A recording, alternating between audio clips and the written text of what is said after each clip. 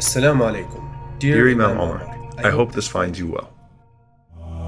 Assalamu alaikum wa rahmatullah. Assalamu alaikum wa rahmatullah. So I'm praying regularly again and going to the masjid.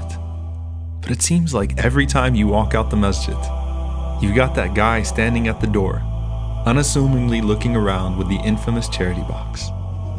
In our case, it's Kareem, who never seems to take a week off. If you're lucky, you'll have $1 to get yourself out of an awkward situation. But this time, all I had was a 20.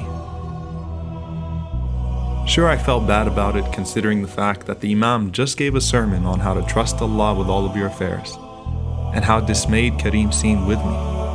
I thought about giving him the 20, but I've seriously got a lot on my plate right now. Besides, what's $20 going to do? When you sit down and crunch the numbers over and over again, your expenses in life seem never ending, and you feel like it's only a matter of time before it all falls apart. I look at my niece Fatima and see that innocent, stress-free child that I once was. She gets her daily allowance of $1 just like I used to, and doesn't have to worry about spending on anything or anyone else.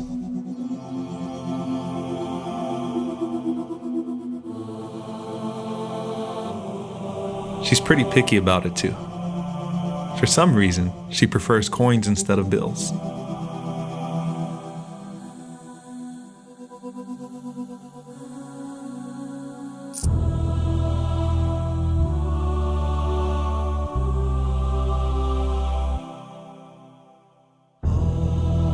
I just wonder what she does with all that change.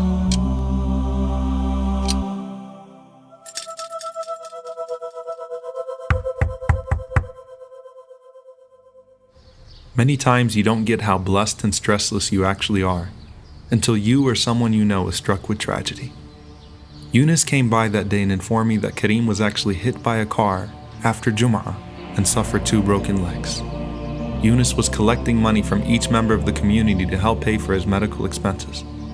I told him I didn't have much, but Eunice said that so many people were pitching in that anything would count. And suddenly that $20 I refused to put in Kareem's box for the sake of Allah went to Allah for the sake of Kareem. We'd all love to live the lives of the rich and famous, but all that is skewed perception. Besides, Allah can take it away from you in an instant and leave you in a state of desperation, yet with a much needed dose of humility. That's when it's all put back in perspective, and you realize the wisdom of the Prophet, peace be upon him, when he said that true richness lies in the heart. The smaller things in life start to mean so much more, and you realize you still have a whole lot to be grateful for.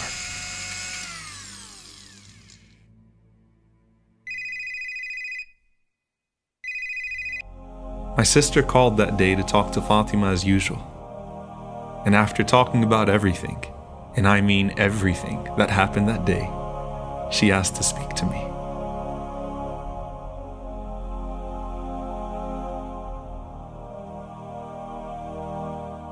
She told me to take Fatima to the toy store and let her do her thing. I asked her what she meant by her thing, and she said all I had to do was take her, and that Fatima would know exactly what to do.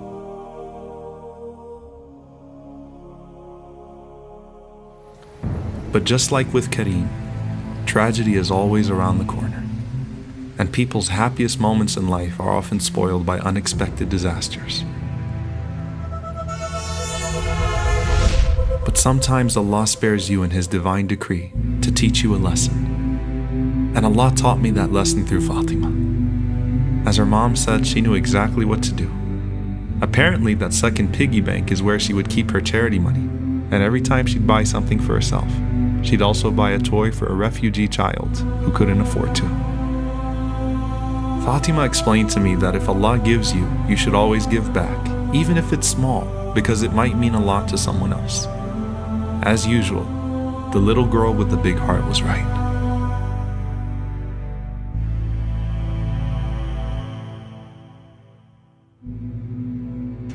So, as you guys can see here, Ziyara made the mistake that we always make, which is what's this one good deed going to do? What's this $1 going to do? What's this one act of kindness going to do?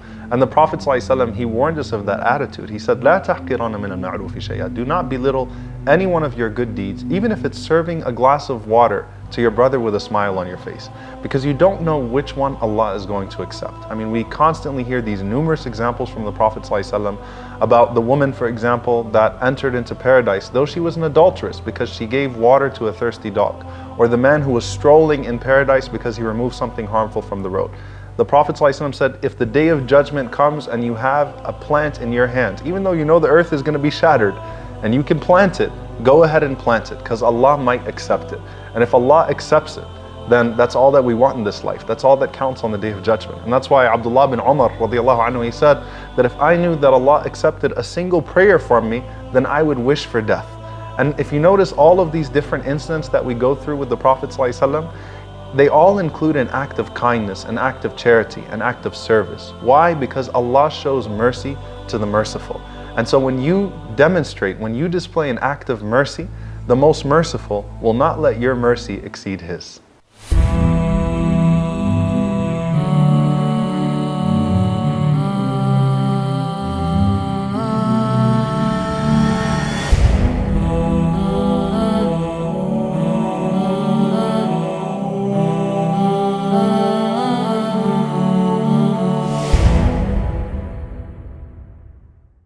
Assalamu alaikum.